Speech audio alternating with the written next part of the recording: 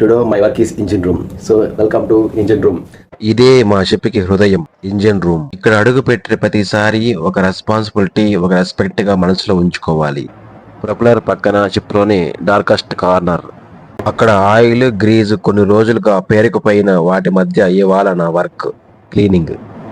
క్రిందకి దిగే ముందు ఫస్ట్ మనకు ప్రాపర్ పీపీఈ ఉందా లేదా అని చెక్ చేసుకోవాలి. పీపీఈ అంటే పర్సనల్ ప్రొటెక్టివ్ ఎక్విప్మెంట్.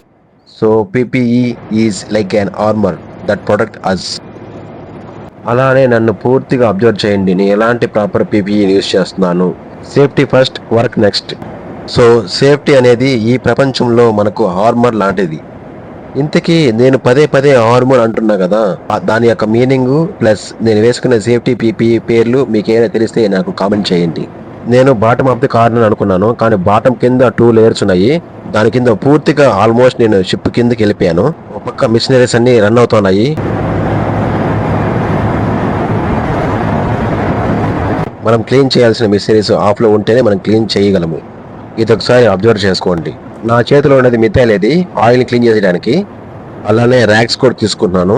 అది చూడండి ఎంత వైట్ గా ఉంది. ర్యాక్స్ నా చేతిలో ఉంది, లెఫ్ట్ సైడ్ లో ఉండేది. అది ఒక్కసారిగా చాలా బ్లాక్ అయిపోతుంది. చూడండి ఎంత రస్టెడ్ ఆయిల్ ఉందన్నమాట కింద. అది చూడండి ఎలా క్లీన్ చేస్తున్నాను నేను. షిప్పులు అట్టడుగున ఆయిల్ తో పోరాడుతూ ఉన్నా, కానీ ఇది పని కాదు. ఇది ఒక పేషెన్స్ అండ్ డిసిప్లైన్.